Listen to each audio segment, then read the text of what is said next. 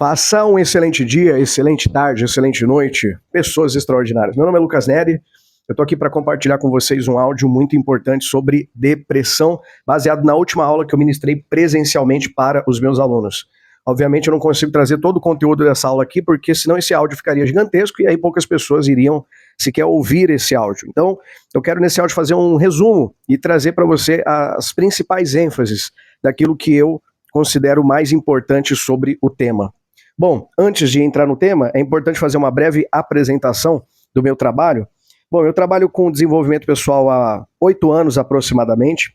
Eu sou terapeuta holístico, eu sou palestrante, sou treinador comportamental. Eu tenho mais de 10 certificações, todas dentro da área da psicologia prática e desenvolvimento humano. E já atendi mais de uma dezena de pessoas em quadros de depressão. A maioria dessas pessoas, né, com diagnósticos, inclusive, mas presencialmente, né, já atendi aí muitas e muitas pessoas, presencialmente em treinamentos comportamentais e em palestras nos últimos anos, já foram algumas milhares de pessoas que participaram aí dos meus treinamentos. Outra coisa importante de dizer é que eu já passei por um quadro profundo de depressão. Então, quando eu abordo esse tema, é baseado na minha própria experiência, porque eu também já fui acometido aí de um quadro profundo de depressão, fiquei alguns meses, né, sofrendo com depressão, com diagnóstico clínico, tomando medicamentos, tomando 3 medicamentos para ser mais preciso aqui com você. Eu brinco, né, que era um remédio para levantar, um remédio para ficar em pé e outro remédio para dormir. Então, tive questões graves também com ansiedade, ao ponto de começar a travar aquela ansiedade que até trava o teu corpo, né? Trava o pescoço, vai travando ali a sua coluna. Então, já sofri também com questões emocionais profundas. Então, eu falo baseado na minha própria experiência, mas basear apenas na própria experiência é perigoso. Então, eu não falo baseado na minha própria experiência apenas. Mas é importante dizer que eu já passei por isso, para que você entenda que eu consigo ter empatia com a pessoa que sofre com depressão, porque eu já sofri com depressão. Mas eu falo também baseado em estudo, baseado em pesquisa, baseado em centenas de livros, baseado em dezenas de cursos, baseado nas formações e baseados na minha experiência atendendo e ajudando pessoas nos últimos anos. Então eu falo com bastante propriedade. E eu preciso falar para você uma coisa. Antes de entrar aqui nos destaques que eu quero fazer, o pressuposto é muito polêmico. É polêmico, sim, mas eu preciso começar desse pressuposto polêmico para que você entenda o que é e o que não é depressão. E o pressuposto é o seguinte: existe uma força internacional chamada indústria farmacêutica. Sim, existe a indústria farmacêutica.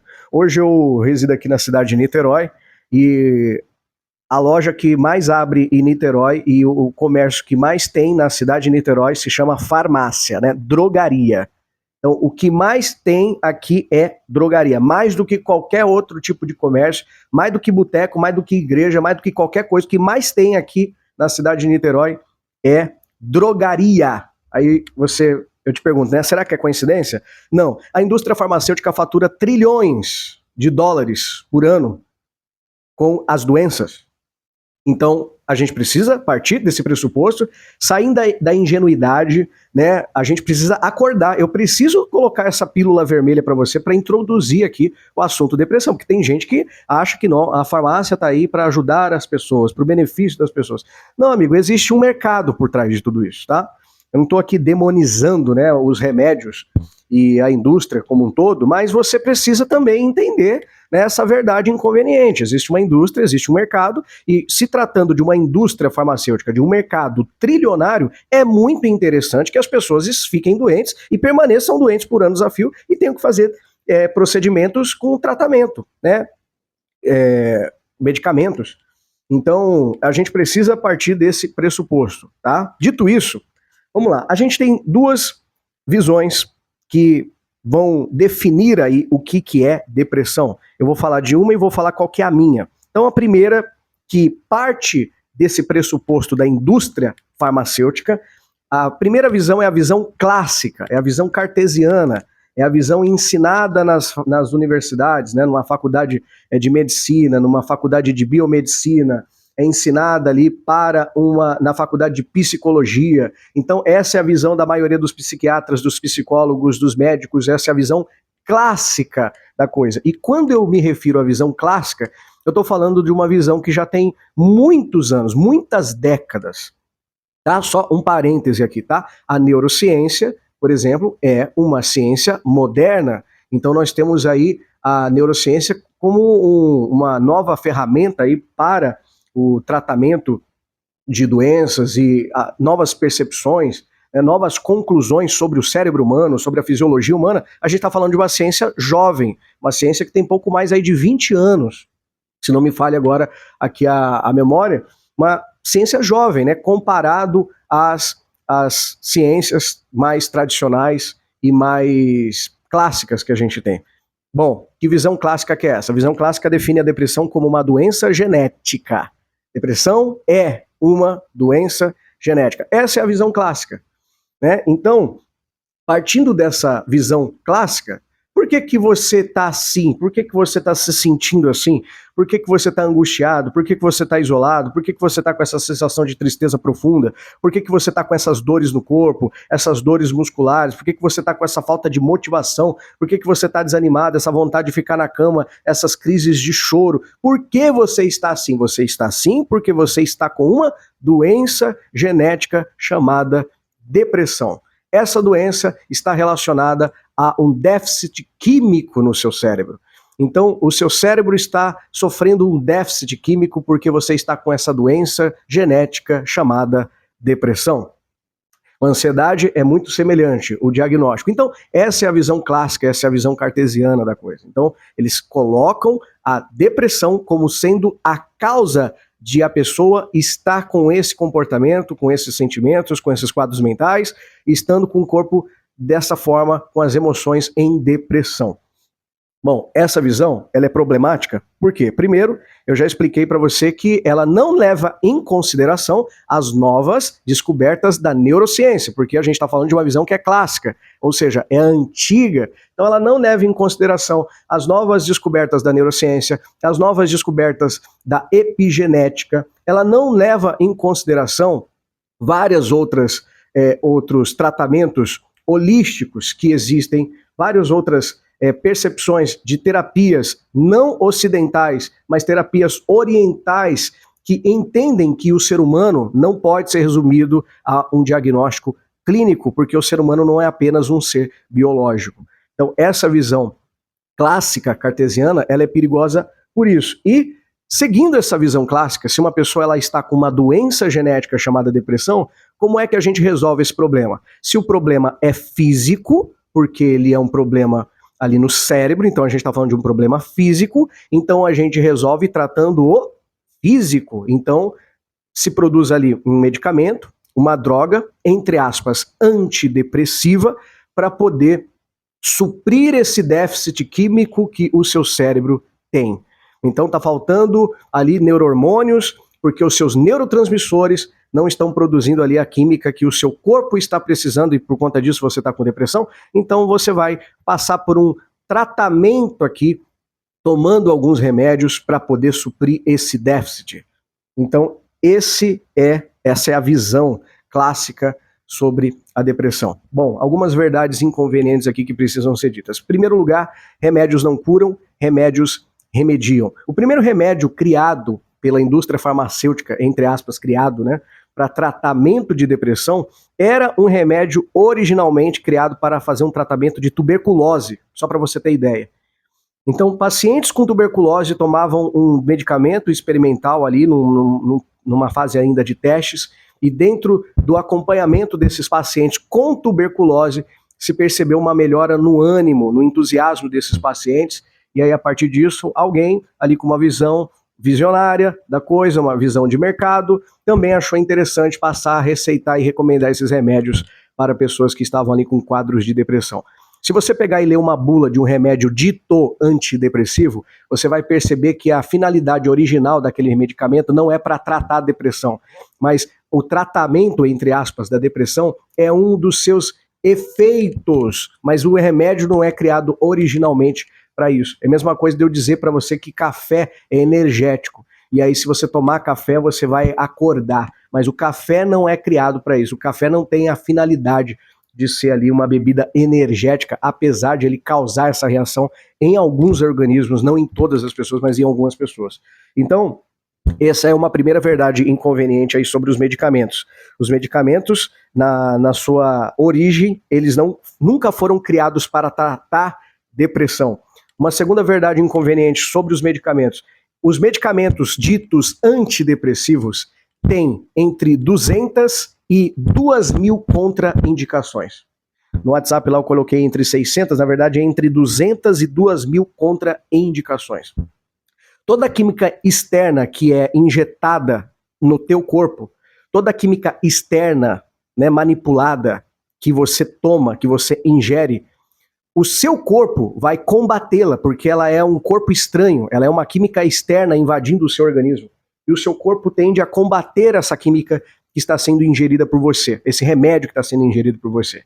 E aí esse ato do seu corpo, que é o seu sistema imunológico, seu sistema autoimune, suas células patrulha, todo esse seu mecanismo criado por Deus, que começa a combater essa química invasora que está entrando, produz essas contraindicações, podendo chegar a 2.000 contraindicações. Então, esses remédios antidepressivos, eles trazem efeitos colaterais muito problemáticos. E o que uma terceira verdade inconveniente, jamais você é alertado sobre esses efeitos colaterais e sobre essas 200 a 2.000 contraindicações que esses remédios têm. Ninguém fala disso na internet. O médico não fala isso para você. O psiquiatra não fala, ó, vai tomar isso aqui, mas ó, pera lá, você está sabendo aqui que tem todas essas contraindicações aqui? Isso não é divulgado para as pessoas, tá?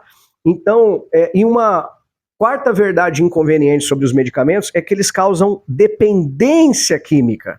Então, uma vez que o seu corpo, que uma vez tentou combater essa química externa, passou a se condicionar por conta do volume que você tem tomado ali, você começou a se medicar ali com uma certa frequência. Chega um momento que o corpo e o organismo se condiciona àquela droga, se condiciona àquela química.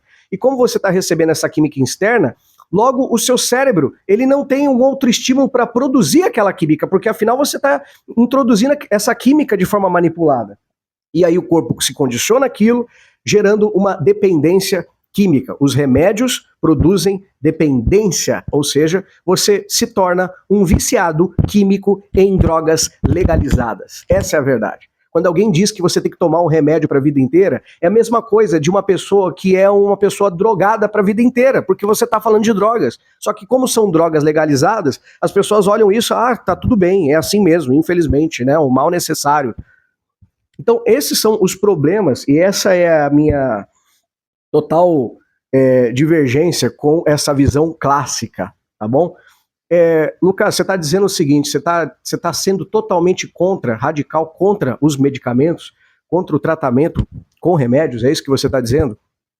Eu não estou dizendo que o medicamento não possa ser necessário em alguns casos, mas eu estou dizendo, sim, que o medicamento não deve ser a primeira alternativa, como acontece com a maioria das pessoas.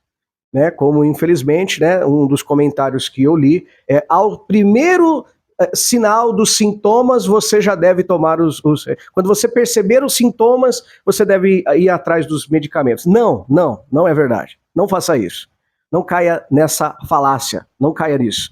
Não é verdade. Talvez você tenha aprendido dessa maneira e a gente precisa desconstruir essa ideia que nada mais é do que uma ideia de mercado, uma ideia para criar uma narrativa para que as pessoas se submetam a esses medicamentos e consumam drogas por anos, com medicamentos que não curam, só remediam e as doses só aumentam, e aí a pessoa tem que aumentar a dose, porque aquilo já não faz mais efeito, e aumenta a dose, até ouvir da boca do médico você precisa fazer esse tratamento pro resto da sua vida.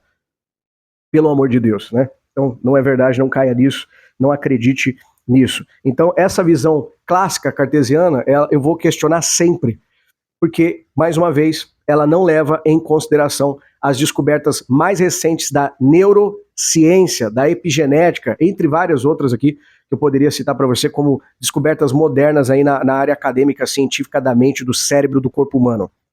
Bom, qual que é a visão que eu acredito, qual que é a visão que eu sigo, qual que é o pressuposto dos meus atendimentos, do meu trabalho com desenvolvimento pessoal, inteligência emocional, trabalhando aí com pessoas. É a visão holística. E na visão holística, o que é holístico, né? Não é tratamento de olhos não, tá, gente? Quando a gente fala visão holística, a gente está falando de algo que é o todo, é algo integral. É uma visão abrangente do ser humano, é uma visão do todo do ser humano. Enquanto na visão clássica, o médico olha apenas para o diagnóstico do paciente, olhando aquele paciente como um organismo biológico e físico, na visão holística, nós entendemos que o ser humano, ele não é apenas um organismo, ele também é um ser emocional, ele é um ser mental, ele é um ser espiritual e ele é um conjunto triuno que habita em um ambiente que também influencia diretamente na qualidade de vida desse ser humano. Então, na visão holística, é impossível enxergar a depressão como a causa do problema.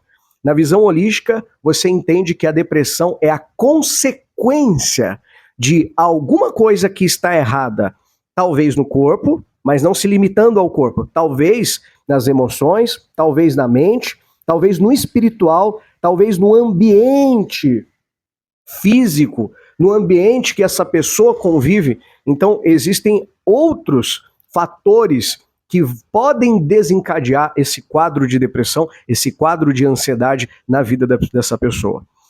Então, a realidade dessa pessoa está conflitante. Ela não tem propósito definido existencial. Ela sofre com uma crise de ansiedade.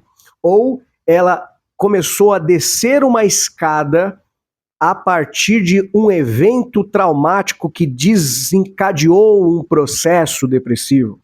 Exemplo, você sofreu a perca de um ente querido, passou por um término de namoro. Essas geralmente são a maioria esmagadora dos casos que eu atendi. Sempre que eu faço ali uma linha do tempo com a pessoa, teve um evento traumático que desencadeou esse processo para que depois de alguns meses ela se encontrasse ali num quadro de depressão. Ou seja, a depressão não foi a causa, a depressão foi a consequência, não foi do nada, ninguém pega a depressão, não tem mosquito da depressão. A depressão é a consequência. Ela não está assim porque ela está com uma doença chamada depressão, não. Ela ficou com depressão por conta de um protocolo, guarda isso aqui, ó, um protocolo inconsciente de autossabotagem que essa pessoa seguiu pós um evento traumático. Cada pessoa tem, a partir do seu filtro e a partir do seu mapa de mundo, uma maneira de dar significado para algo de ruim que acontece. Algumas pessoas passam por um evento e dão um significado doloroso para esse evento. Algumas pessoas passam pelo mesmo evento e conseguem dar um significado menos doloroso. Algumas outras pessoas que já passaram por um processo de desenvolvimento humano conseguem passar pelo mesmo evento traumático e ressignificá-lo, sem dar para aquele evento um significado doloroso. Agora, quando a pessoa dá um significado doloroso, isso desencadeia um processo inconsciente no comportamento, nos pensamentos e nos sentimentos dessa pessoa. Então, isso começa pela alteração na comunicação dela. Ela começa agora a ter uma comunicação de trevas. Então, ela só começa a se comunicar de forma fraca, com baixa energia e negativa, fazendo com que assim ela alimente pensamentos destrutivos, pessimistas e vitimistas. Esses quadros mentais que ela começa a criar começam a desenvolver aí uma síndrome, né, do pensamento acelerado, né, conforme o doutor Augusto Cury explica muito bem aí nos seus livros, né, no Código da Inteligência, os livros que ele vai trazendo ali sobre a teoria do pensamento multifocal. Então, você tem ali um processo que se desencadeou pós um evento traumático. E aí essa pessoa alimenta esses quadros mentais pela neurociência. Esses quadros mentais criam sinapses, essas sinapses neurais carregadas de neuropeptídeos produzem uma química correspondente a essa comunicação no hipotálamo do cérebro. E aí, a partir disso, essa pessoa agora, ela começa a produzir em excesso os neurohormônios de estresse, como o cortisol, por exemplo. A adrenalina e o cortisol passam a ser produzidas em estresse, baixando, por consequência, os níveis de testosterona e serotonina. Quando uma química é produzida em excesso, ela baixa os outros neurohormônios que estão equilibrados, causando um colapso e um desequilíbrio químico no cérebro. Usei uma linguagem mais técnica e complicada aqui, um pouquinho difícil de entender, mas, resumidamente, o que aconteceu agora? A depressão ela está relacionada a um desequilíbrio químico, de fato, mas esse desequilíbrio químico, ele também é consequência de um protocolo inconsciente que a pessoa seguiu. Então, uma comunicação negativa que alterou a fisiologia e o corpo dessa pessoa de forma negativa, faz com que ela produza quadros mentais e produza uma química interna correspondente a essa comunicação, que com o passar dos dias, das semanas, vai desequilibrando essa química cerebral. Imagina o que acontece com você se você insistir durante 1, 2 semanas numa comunicação de tristeza, de raiva, de angústia, de dor, de isolamento, coloca uma música triste, baixa energia, não pratica uma atividade física, passa a se alimentar mal, não toma a quantidade de água devida, e aí as pessoas te chamam para sair, você decide ficar no teu quarto, e você se isola, e aí você deita na cama, abraça o travesseiro, fica ali numa posição fetal, e aí você fica assim 1 dia, 2 dias, coloca filmes melancólicos para assistir, começa a rodar as redes sociais em looping, começa a desregular o sistema dopaminérgico do seu cérebro por consequência, e aí você está assim há 1 semana, 2 semanas, 3 semanas, percebe que essa pessoa está seguindo um ritual de depressão? Ela não está depressiva ainda, mas ela está seguindo um ritual, e toda comunicação externa produz uma química interna. Então toda comunicação que ela está produzindo com o corpo e com a mente e com as palavras, com a boca dela, está produzindo uma química interna correspondente. O nosso cérebro é essa farmácia ambulante. E aí agora, essa pessoa, após 4 semanas, ela está desenvolvendo ali um quadro de depressão e de fato o cérebro está em colapso, mas isso foi consequência, isso não foi a causa, isso foi consequência. Entende? Voltando aqui para a definição da visão holística, se você entende que a depressão e a ansiedade não é causa, é consequência, então peraí, aí isso te leva a uma outra pergunta. É consequência do quê? E aí, quando você faz o caminho de trás para frente, você consegue identificar quais foram os protocolos de depressão, os rituais depressivos que essa pessoa seguiu inconscientemente. E aí tem uma máxima que eu uso, que é o seguinte: a mesma escada que faz descer, faz subir. Então, se tem um protocolo que essa pessoa seguiu inconsciente e que fez ela descer essa escada da depressão, também existem protocolos que ela pode seguir de forma consciente para subir essa escada e reverter esse quadro, sem medicamentos. Entendendo que o cérebro é uma farmácia ambulante. E segundo a conclusão da neurociência, o nosso cérebro é plástico. Existe um fenômeno chamado neuroplasticidade no cérebro. E o cérebro que não está produzindo e que está em déficit químico pode, a partir de estímulos fisiológicos, produzir novamente essa química que está em déficit. Eu não preciso de uma intervenção de medicamentos, eu não preciso de uma intervenção farmacológica para poder estimular o meu cérebro a produzir a química. Eu posso estimular o meu cérebro através de outros protocolos esses já testados e comprovados em laboratório, com pesquisas científicas espalhadas pelo mundo inteiro. Eu falo muito da doutora Amy Cuddy, da Universidade de Harvard, que tem testes em laboratório, já comprovou cientificamente com vários protocolos lá fisiológicos para alterar a química cerebral. Tem vídeo meu no Instagram falando sobre isso. A gente tem o Dr. Robert A. Emmons, né, que já comprovou que o simples fato de sorrir estimula a produção de serotonina no cérebro. Sorrir produz serotonina. Ou seja, o movimento que eu faço com os meus lábios, com o meu rosto, estimulando aqui o músculo zigomático do meu maxilar, faz com que o meu cérebro produza o neurohormônio da alegria. Movimento de ação, por isso que atividade física, por isso que exercitar o corpo, queimar energia, suar a camisa, é uma das principais ferramentas para que você possa produzir uma química que o seu corpo está precisando e reverter um quadro de depressão, de estresse e de ansiedade. Outra evidência, né, científica que é muito recente, então mais um contraponto aí em relação à visão clássica. Mais uma vez, a gente precisa se atualizar e levar em consideração as novas descobertas científicas. Uma pessoa que se formou há 10, 15 anos atrás, ela não teve na formação acadêmica dela essas evidências científicas. Então, qualquer pessoa que trabalha com desenvolvimento humano, com terapias, qualquer pessoa que trabalha com atendimento, ao ser humano precisa estar em constante evolução e aprendizado, estudando e sabendo, peraí, o que tem de novidade aqui na comunidade científica?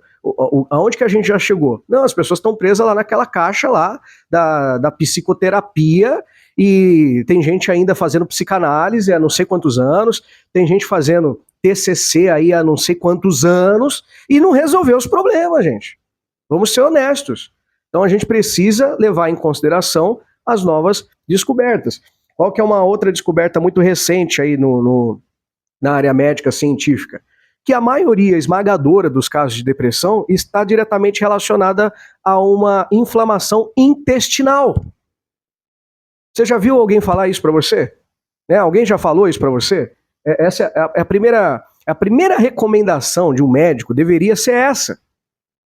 Só que qual que é a primeira recomendação de um médico? Né? Se você vai lá e vai fazer uma consulta, e daqui a pouco é encaminhado ali para um psicólogo, e aí daqui a pouco o psicólogo já está te encaminhando ali para o psiquiatra. Né? Qual que deveria ser a primeira recomendação? Olha, vamos fazer aqui um check-up, vou te encaminhar aqui para o endocrinologista. E aí, a partir de passar com um endocrinologista para saber como é que tá aí o seu organismo, como é que tá essa química do teu corpo aí, meu filho, como é que tá os seus hormônios e neurohormônios aí, depois passar com um nutricionista, como é que tá a tua alimentação. Deixa eu te perguntar uma coisa, você tá com o peso ideal? Você tá com o peso ideal, amigo? Você tá em forma física? Tem músculo no seu corpo? Ou você tá acima do peso e já tá aí atrás de um psiquiatra para tomar um remedinho? Põe amor nas minhas palavras, mas todas as vezes que eu atendi uma pessoa que estava ali em quadros de depressão, essas pessoas eram sedentárias. E segundo a Universidade de Harvard, aqui, eu já mandei vídeo aqui para vocês aqui no grupo, né? Poucos assistiram. A maioria esmagadora, em mais de 80% dos casos de depressão, a relação está totalmente ligada à inflamação intestinal. A microbiota está desregulada, porque a sua alimentação é errada. O seu organismo, ele não está produzindo o que o seu corpo precisa, porque a sua alimentação está errada, porque tu está acima do peso, amigo. E isso ninguém te fala. Olha só, na maioria dos casos você não precisa de terapia nenhuma. Terapia é um auxílio, mas ela não é o fator determinante para que você resolva o problema de depressão na sua vida. E se o terapeuta não tiver essa visão holística que eu estou te explicando aqui, aí que lascou mesmo. Se o terapeuta tem a visão clássica, cartesiana, da psiquiatria clássica, toma remédio aí, amigo. Toma aí 3 cartelas de remédio. Vai pagar aí R$300 de remédio aí por mês, fora os valores da consulta, e aí daqui 6 meses vai aumentar a dose, aí vai para R$600 por mês só de medicamento. E vai indo embora, e fica nisso. Mas quantos realmente vão falar, vamos fazer o seguinte, antes de você tomar essas drogas aqui, antes de a gente ir para um procedimento aqui de medicamentos, vamos fazer aqui uns exames aqui, vamos ver como é que está o seu organismo, vamos ver como é que está aqui o seu nível de testosterona, de serotonina. Segundo o Instituto Brasileiro de Neurologia, 80% da serotonina do corpo é produzida no intestino. E a serotonina é a química da alegria. O que nos faz entender que se você melhorar essa questão da sua microbiota, né, conhecida também por muitos como flora intestinal, você já resolveu em boa parte essa produção de serotonina no teu corpo, que é a química da alegria. Você sabe o que é dopamina, né, que é o hormônio da recompensa, da motivação? Você sabe como começar a regular essa dopamina no seu cérebro? Existem protocolos para isso. Existem protocolos. Bom, gente, esse áudio está ficando muito longo, mas eu acho que eu consegui colocar essa ênfase aqui importante para você, fazer essa distinção entre essas duas visões que existem sobre depressão e ansiedade. Uma visão é a clássica e a outra visão é a visão holística. E eu fico com a visão holística, que entende que o ser humano não é apenas um organismo biológico, o ser humano ele é um todo, o ser humano é muito mais complexo do que isso, então ele não pode ser apenas diagnosticado baseado no seu organismo genético. Você precisa de diagnosticar ali um ser humano considerando toda a plenitude desse ser humano. A visão holística parte desse princípio. E a visão holística leva em consideração as novas descobertas da ciência, da medicina, da neuropsiquiatria, da epigenética, da neurociência, da psicologia positiva e prática. Então, leve em consideração isso que é moderno e que traz resultado para as pessoas, enquanto a visão cartesiana não leva em consideração essas novas descobertas, tá bom? É a mesma coisa de você pegar um carro do ano, que tem lá injeção eletrônica, e levar no mecânico que nem sabe que existe injeção eletrônica, porque ele só, a vida inteira, arrumou carro com carburador. Entendeu a minha metáfora aqui? Não sei se ficou claro aí para você. É o que você faz quando você vai e logo de cara se submete a um tratamento com um psiquiatra, um médico público na maioria das vezes, ou mesmo particular, que tem essa visão clássica cartesiana da coisa e que não leva em consideração as descobertas mais recentes sobre quem o ser humano é, sobre a mente humana, sobre a psicologia positiva e prática. Bom, dito isso, você precisa estudar, saia da ignorância. Estude por conta própria, busque informação e conhecimento, né? Não aceite só o diagnóstico de um médico como se ele fosse o dono da verdade, não. E mais uma vez, isso aqui é muito polêmico o que eu vou te falar, mas seja extremamente preconceituoso com médicos e terapeutas. Eu sou terapeuta e estou falando para você, seja preconceituoso com terapeuta. Toma muito cuidado com quem você vai contratar para cuidar da tua vida. Toma muito cuidado com o diagnóstico que você vai aceitar de cara, com o médico que nunca olhou para você e que no dia da consulta talvez mal olhou na tua cara e já está receitando um monte de remédio para você tomar. Quantas vezes eu atendi casos de pessoas que, conversando com essas pessoas, eu percebia, e conversando, né, com atenção, de forma intencional, realmente interessado na história delas, quantas vezes eu percebi que eram pessoas absolutamente normais, e que estavam com diagnósticos psiquiátricos de borderline, de bipolaridade, etc, etc, etc. Eu olhava assim, eu falava, meu Deus do céu, como que um médico tem coragem de diagnosticar essa pessoa com essa sídia aqui, com esse problema? Essa pessoa não tem nada disso. Eu já vi isso várias vezes. Eu já vi várias vezes pessoas diagnosticadas precocemente por médicos incompetentes. Eu já vi isso é uma verdade. Tá? Então, bom, apesar de polêmico, verdade precisa ser dita. Espero que você consiga absorver algo de bom aqui desse áudio que eu estou compartilhando com você. E você que é estudante da área, você que é interessado no assunto, abra a tua visão, tá? Abra a sua visão. Não seja um aluno que não pensa, não seja um aluno que apenas absorve sem um senso crítico, tá? Busque essa informação. E só para ficar uma dica aí para você, provavelmente você vai ter que buscar essa informação fora das quatro paredes do seu campus universitário, tá bom? Provavelmente você vai precisar buscar essa informação fora. Você vai ter que buscar isso em matérias que estão escritas em inglês e não em português, tá bom? Não se limita só ao que o seu professorzinho de faculdade está ensinando para você, não.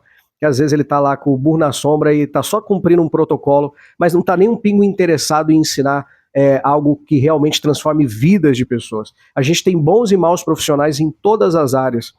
Então não estou de maneira alguma aqui generalizando, mas eu estou dizendo para você que você precisa sim ter um senso crítico, você precisa fazer um filtro, e que a maioria das informações realmente importantes, informações recentes, modernas, disruptivas, você vai encontrar em inglês, você vai encontrar nos Estados Unidos, você vai encontrar fora dessas quatro paredes do tradicional Ocidente América Latina, beleza? Então, pensa nisso, qualquer coisa, mande uma mensagem para mim, tire suas dúvidas e me siga lá no Instagram também para você poder acompanhar alguns vídeos que eu venho trazendo informações recorrentes aí sobre esses temas também, tá bom?